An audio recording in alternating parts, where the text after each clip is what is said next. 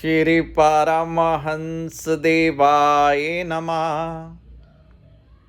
मेरे कान्हा भैया अर्जुन भगत जी को समझा रहे हैं कि मेरे लिए इस संसार में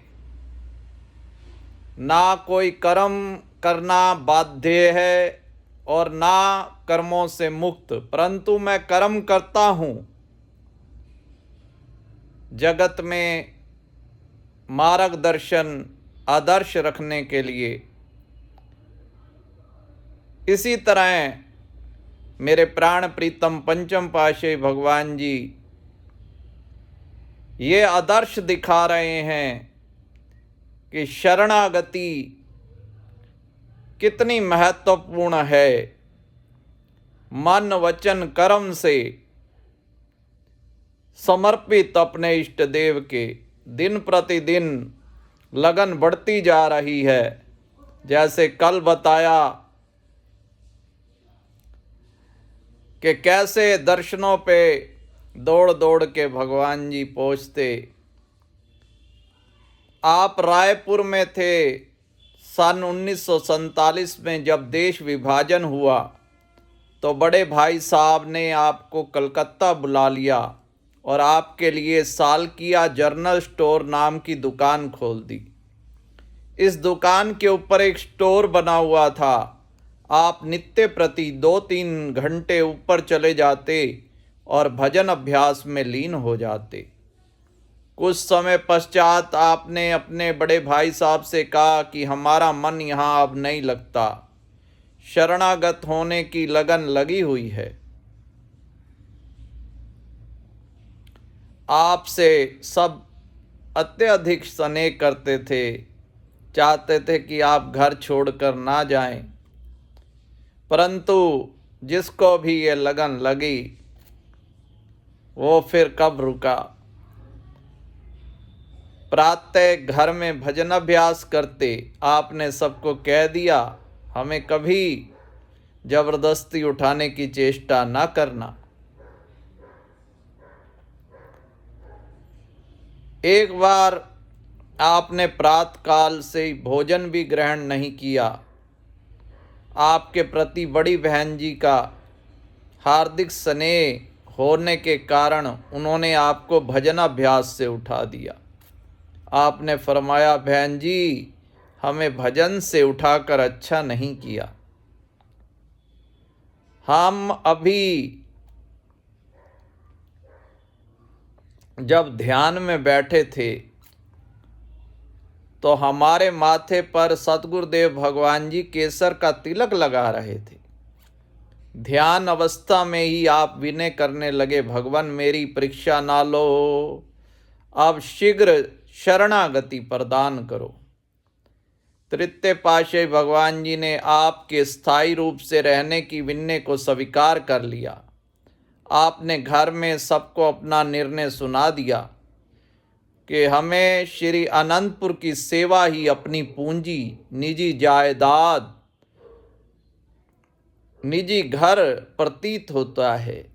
हमारा दृढ़ निश्चय एवं संकल्प यही है कि श्री चरणों में स्थायी शरणागति प्राप्त हो। सन 1953 में जब आप विसाखी के शुभ पर्व पर श्री दर्शन करने के लिए आए तो श्री चरणों में स्थायी शरणागति के लिए विनय की।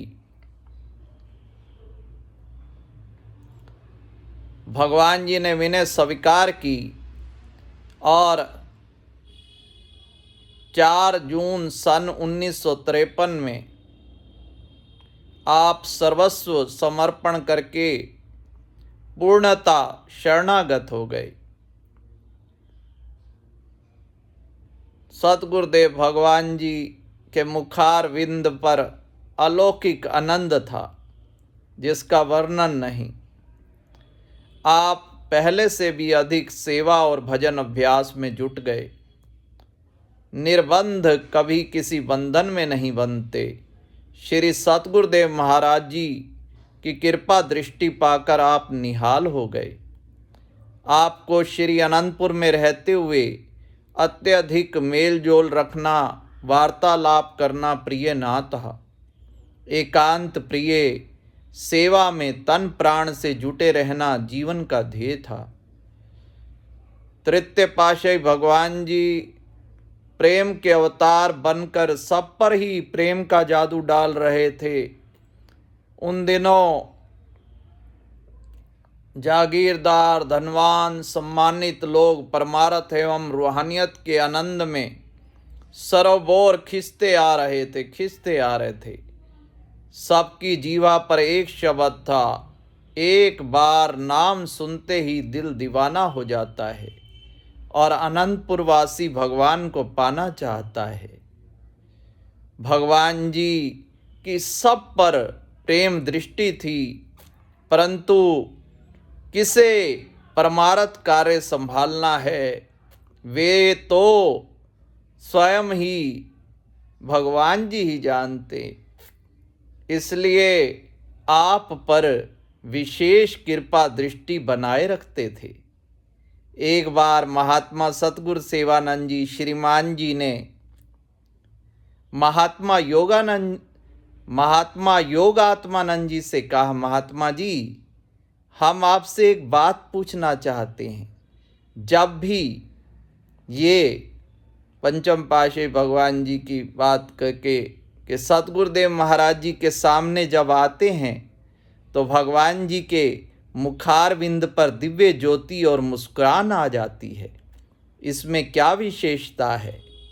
महात्मा योगात्मानंद जी को तृतीय पातशाही भगवान जी ने गुरु दीक्षा के लिए संकेत में सुझाया था, परंतु गुप्त रहस्यों को समय से पूर्व प्रकट करना संत जन उचित नहीं समझते। उन्होंने कहा, श्रीमान जी, अपनी अपनी कमाई है, भक्ति की कमाई है, जितनी करता है उतनी दात पाता है। ये तो श्री गुरु महाराज जी ही जाने। श्रीमान जी ने कहा, मेरा अनुभव तो ये कहता है कि मौज में जब आ गए कतरे से दरिया कर दिया। महात्मा जी ने कहा, नूरे हक तो नूरे हक में मिला गया है, नूरे हक को नूरे हक में मिला लिया है। श्रीमान जी, महापुरुषों के रहस्य एवं लीला तो स्वयं महापुरुष ही जानते हैं। महात्मा जी ने ये वार्ता फिर तृतीय पातशाही भगवान जी के चरणों में विनय की तो भगवान जी फरमाया, महात्मा जी, आपने ठीक ही उत्तर दिया। हमने क्या देना है, यह तो धुरदरगाई काम होते हैं जो महापुरुषों को करने होते हैं। महात्मा जी ने दंडवत प्रणाम करके श्री छवि को निहारा तो उस समय श्री सतगुरुदेव महाराज जी के मुखमंडल पर अलौकिक दीप्ति थी।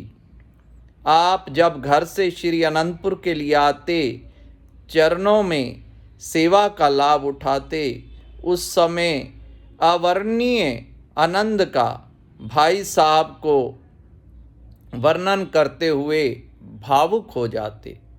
सन 1950 में तृतीय पातशाही भगवान जी मुरादाबाद और काशीपुर के मध्य स्थित रोशनपुर में पधारे। स्टेशन से 2 मील की दूरी पर बने एकांत स्थान को उपयुक्त जानकर सेवकों को स्थान खरीदने की आज्ञा दी। इस धरती की पुकार सेवा का उदाहरण प्रस्तुत करने के लिए अगस्त सन 1950 में सतगुरुदेव भगवान जी ने यहाँ कृपा फरमाई। तब आप भगत वेश में थे। महात्मा सतविचारानंद जी तथा अन्य महात्मा जन भक्तजन सेवा के लिए साथ गए। वहाँ दिन रात घने वन को साफ करने में जुट गए। किसी को भी प्रभु प्रेम में वहाँ कोई चिंता नहीं थी। कंटीली झाड़ियों की खरोचें लगती, परंतु सब सेवा में मगन। एक दिन गर्मी और थकावट के कारण सब महात्मा विश्राम कर रहे थे। श्री सतगुरुदेव महाराज जी ने आकर देखा कि कंटीली झाड़ी को छोड़ दिया गया है। वचन हुए कि जब स्वयं कांटों से अपने को नहीं उलझाओगे, हाथ नहीं डालोगे, तो औरों से क्या सेवा करोगे।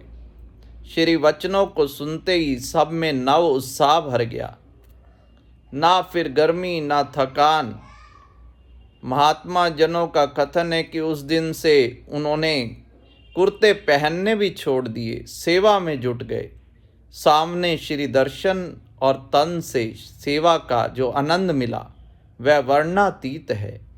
आपने इन वचनों को गांठ बांध लिया कि स्वयं कांटों में हाथ नहीं डालोगे तो औरों से क्या सेवा करवाओगे। इस प्रकार आप शरणागति से पूर्व एवं शरणागति के पश्चात श्री आज्ञा व प्रेम में दृढ़ रहे। गुरु सेवा ही गुरु भक्ति है और सतगुरु प्रसन्नता व कृपा पाने का सर्वोत्तम साधन है। इसी सिद्धांत को आपने ध्येय व जीवन बना लिया।